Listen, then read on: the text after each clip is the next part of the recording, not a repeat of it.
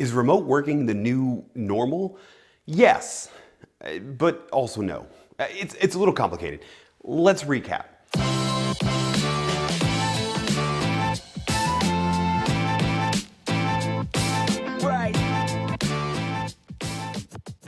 January 1st of this year, most CEOs of most organizations would not believe that you could work from home 5 days a week and be productive.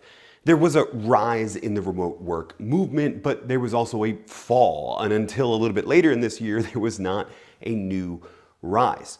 If you asked most people on January 1st what work from home meant, they probably would have told you that it meant not really working. And then by July 1st of this year, 6 months later, no one would believe you if you said you were working at the office.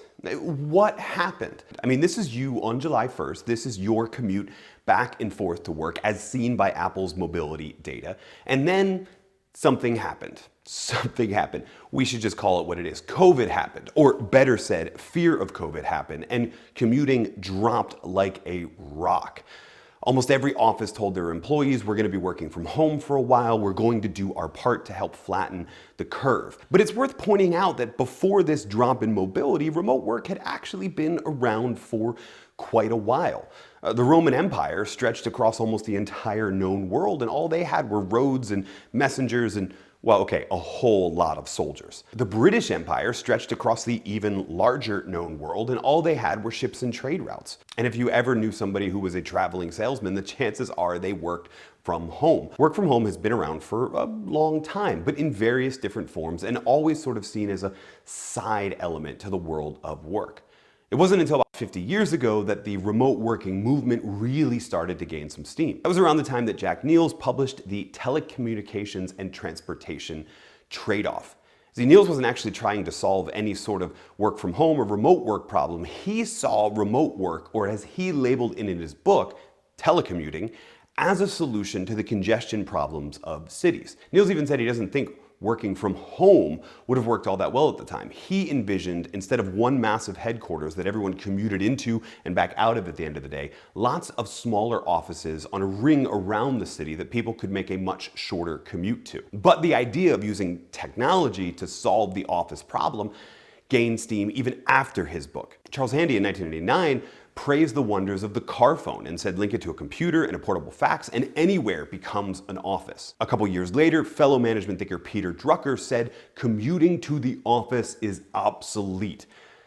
I don't think very many CEOs got the fax though. And then after Drucker, nothing happened. Well, almost nothing.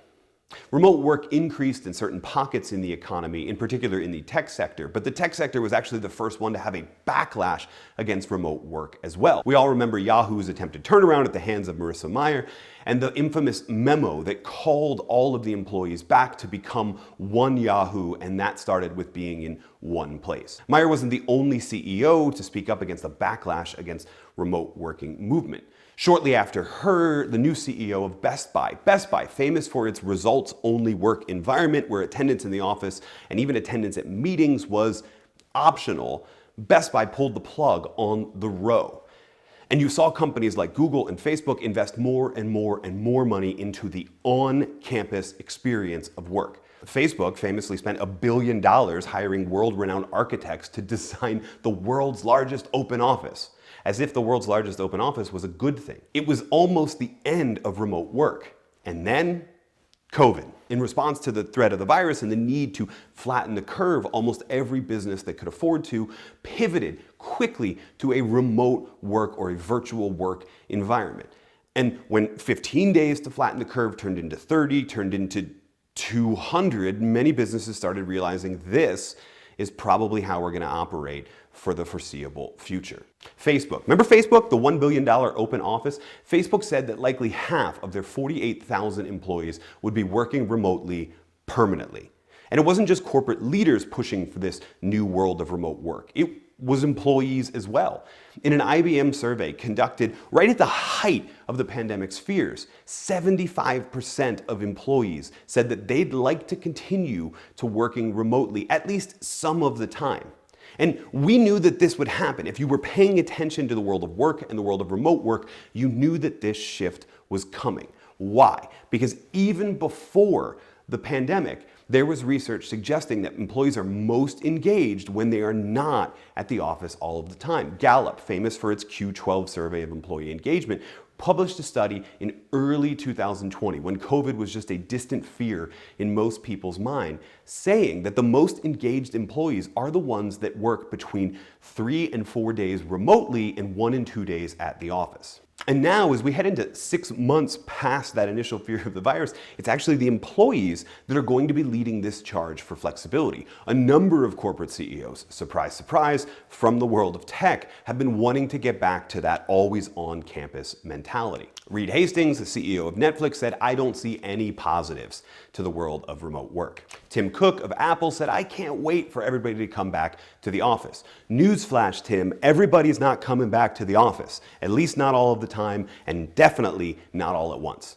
That's why some companies have seen that the future is a hybrid future. So why is this happening? Why are employees of companies that were notorious for handing out perks if you came to work, and especially if you overworked at the office, willing to forego all of that just to be able to have more flexibility in their work life? It's got to be something more than just working from home.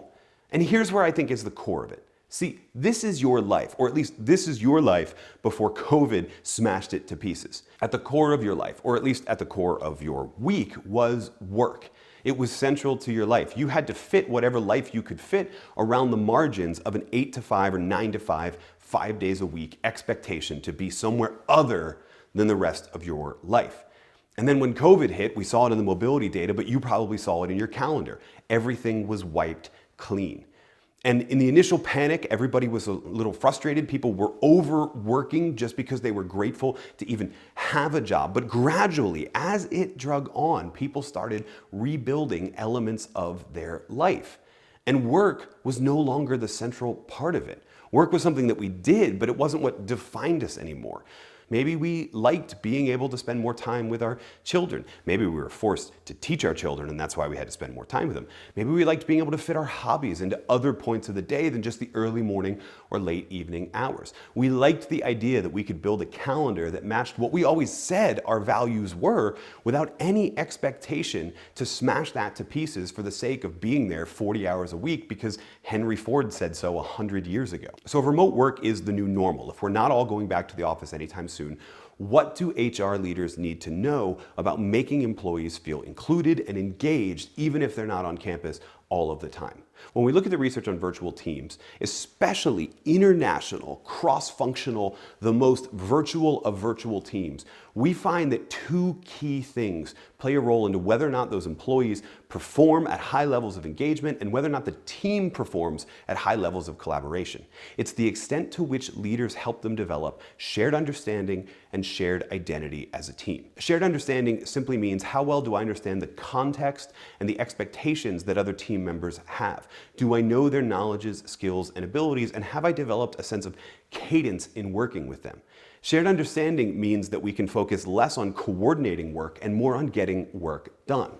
Now, shared identity is the flip side of that. It refers to how much I feel like that team is a part of my identity. One of the biggest challenges moving forward, if some employees are at the office all of the time, some are there half of the time, and some are there none of the time, is how we're going to define team. It's tempting for the people that you are co-located with to creep into your mind as the us in us versus them.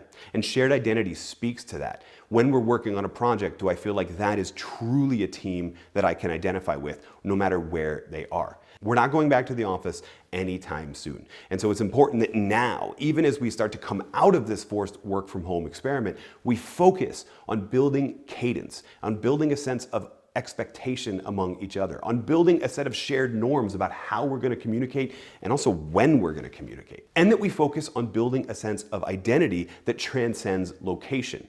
Building that sense of identity around the purpose that our team is working towards and the larger purpose that the organization is working towards. Shared understanding and shared identity are how we make remote work work. And we need to start figuring that out soon, because remote working is indeed the new normal. Hey, thanks so much for watching this video. If you liked it, make sure you're subscribed to the channel. And if you really liked it and you want to go deeper, then check out the resources we have for you and your team at davidburkus.com/resources. Guaranteed there's something in there that'll help you do your best work ever.